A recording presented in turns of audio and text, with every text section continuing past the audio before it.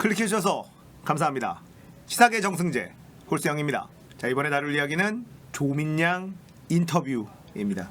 김어준의 뉴스공장에서 조국의 딸 조민양이 인터뷰를 자청을 했고 김어준과 인터뷰가 방송에 나왔습니다. 인터뷰를 처음부터 끝까지 들으면서 느낄 수 있었던 것은 참으로 대단하다, 그리고 미안하다. 2달 가까이 특수부까지 동원된 무리한 수사를 받았고 모든 언론은 조국과 조국 가족을 사냥감처럼 사냥을 해댔습니다. 그런 와중에 70곳이 넘는 압수수색을 했고 특수 1, 2, 3, 4부를 총동원한 수사를 했지만 2달이 지난 지금까지 수많은 의혹 중에 단 하나도 사실로 드러난 바가 없습니다. 조민양의 인터뷰를 들으면서 참 바른 친구다라는 생각이 들었습니다. 참 똑똑한 친구다라는 생각도 들었습니다. 본인이 하고 싶은 말, 그리고 본인이 하면 불리해지는 말 가릴 줄 아는 친구였고, 진행자인 김어준도 검찰의 수사와 관련 없는 질문만 하겠다라고 하면서 조심스럽게 조민양의 생각을 물어봤습니다. 김어준의 인터뷰의 태도를 보면서 특종을 잡고 싶은 하이나 같은 언론인이 아니라 인간적으로 지켜야 할 선을 지키고 싶은, 그리고 기성세대로서 미안한 마음이 있는 한 명의 어른처럼 조심스러운 질문을 이어갔습니다. 그런 인터뷰 태도에 다시 한번 김어준 공장장에게 고맙다는 인사를 하고 싶습니다. 기성 언론이었다면 이렇게 질문을 했을까? 상처 주고 물어뜯고 싶은 질문들, 본인들이 검사나 된 것처럼, 본인들이 판사나 된 것처럼 그런 질문들을 해댔을 것이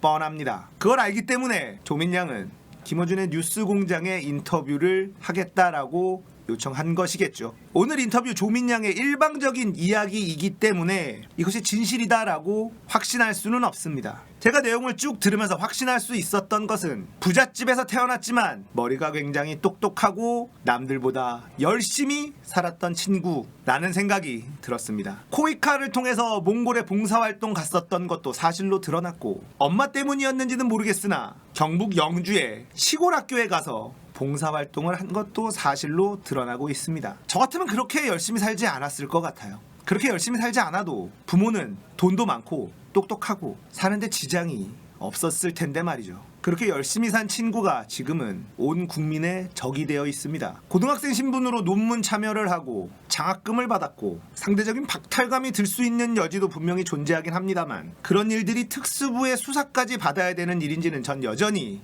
모르겠습니다. 인터뷰 내용 중에 이런 내용이 있습니다. 정경심 교수가 수사를 받고 있는 상황에서 정경심 교수는 남편 조국에게 나를 신경 쓰지 말고 소신껏 하고자 하는 일을 하라. 그 딸은 나 때문에 엄마가 하지 않은 일을 했다고 얘기할까봐 걱정돼서 나왔다. 나는 성인이다. 내가 대학교 대학원이 취소될 수 있고 고졸이 될 수도 있으나 상관없다. 시험은 다시 보면 되고 30살의 의사가 되지 못하면 40살의 의사가 되면 된다. 의사가 아니더라도 세상에 내가 할 수 있는 일은 많다. 마음이 무거워지는 인터뷰였습니다. 언론과 검찰 모두 용서하기 어렵지만 가장 용서하기 어려운 사람은 동양대 최성해 총장. 따로 불러서 용돈을 준 적도 있고 같이 식사한 적도 있다. 엄마와도 친한 사이였다. 그랬던 아저씨가 안면 몰수하고 본 적 없다. 봉사활동 한 적 없다. 표창장 준 적 없다. 이렇게 행동했을 때 20대의 조민이라는 어린 친구의 마음은 어땠을까? 이게 뭘까? 이게 어른들의 세상일까? 이런 생각이 들지는 않았을까요? 최성해라는 사람에게는 무엇이 그렇게 중요했을까요? 본인이 예뻐했었고 며느리 삼고 싶다라는 증언도 나오고 있고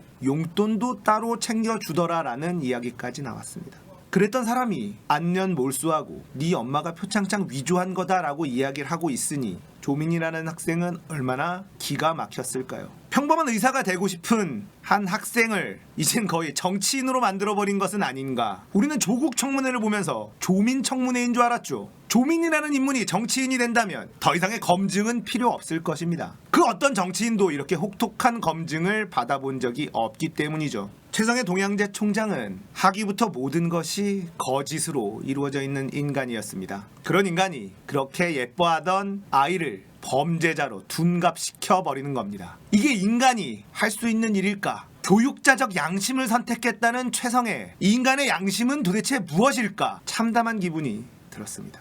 본인을 물고 뜯는 언론에 대해서 할 말이 없느냐? 라는 질문에 할 말 없다. 그냥 잔인하다는 생각이 들었다. 본인이 하는 말을 믿지 않는 사람들에게 할 말 있느냐? 할 말 없다. 무슨 말을 해도 믿지 않을 것을 알기 때문에 이 정도면 조국과 조국 가족들이 어떻게 살아왔는지 참 재미없는 삶을 살았겠구나라는 생각이 들더군요.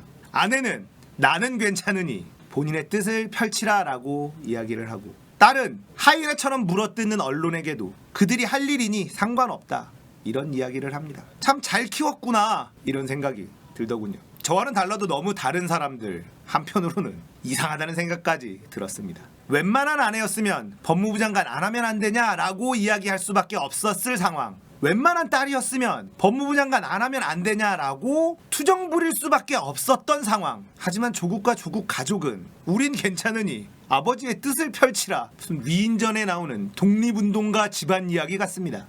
문재인이 싫다고, 문재인의 개혁이 싫다고 이렇게 한 가족을 처참히 짓밟고 있는 언론과 검찰, 그리고 자유한국당, 그리고 최성해 총장, 우리는 잊지 말아야 합니다. 앞으로 이런 일이 절대 되풀이되지 않도록 우리는 두 눈 똑바로 뜨고 있어야 합니다. 우리가 가지고 있는 힘은 딱 하나 있죠. 제대로 투표하는 것. 이재용도 한 표, 나도 한 표, 여러분도 한 표입니다. 다음 총선 반드시 자유한국당 응징해야 합니다. 정경심 교수의 비공개 소환을 황제 소환이라고 부릅니다. 황제 소환.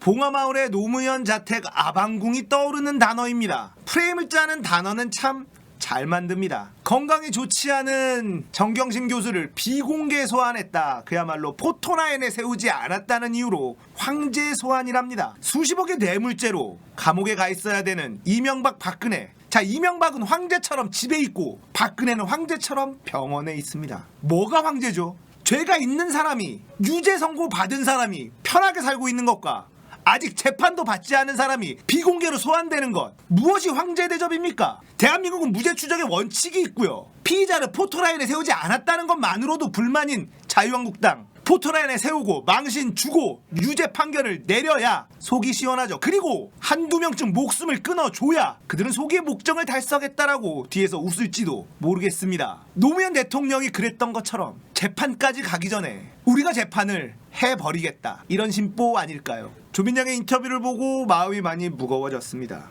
우리는 비뚤어져 있는 대한민국을 바꿔야 합니다. 바꾸고 싶습니다. 상식이 통하는 나라로 만들고 싶습니다. 정권이 바뀌었지만 아직까지 갈 길이 너무나 멉니다. 기득권들의 저항은 셀 수밖에 없고 그들의 힘은 막강합니다. 하지만 깨어있는 시민들이 함께한다면 우리는 바꿀 수 있습니다. 김대중 전 대통령은 이렇게 말씀하셨습니다. 담벼락에 대고 욕이라도 하라. 무엇이라도 해야지 세상은 달라진다. 광화문에서 보수 집회가 열렸습니다. 정말 많은 인원들이 모였습니다. 200만, 300만 가능해 보이는 숫자였습니다. 폭력 시위도 있었고 성추행도 있었죠. 워낙 많은 사람들이 모이다 보니 그 얘기로 꼬투리 잡진 않겠습니다. 많이 모였습니다. 인정합니다. 자발적인 참여라면 회가 거듭될수록 그 숫자는 늘어나야 됩니다. 앞으로 보수단체들이 집회를 계속 이어나갈지는 모르겠으나 예상하건대 회가 거듭될수록 숫자는 줄어들 것입니다. 그에 비해 검찰개혁을 외치는 자발적인 국민들의 시위는 회가 거듭될수록 숫자가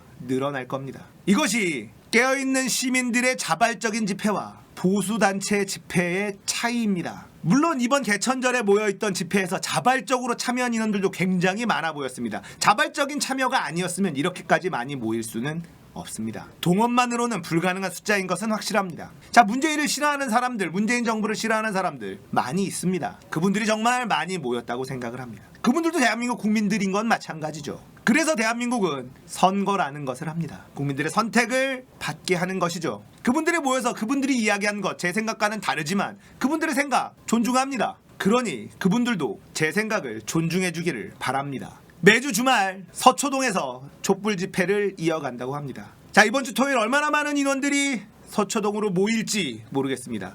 예상컨대 저번 주보다 더 많은 인원들이 모일 것이고 그 다음 주는 더 많은 인원들이, 그 다음 주는 더 많은 인원들이 모일 것입니다.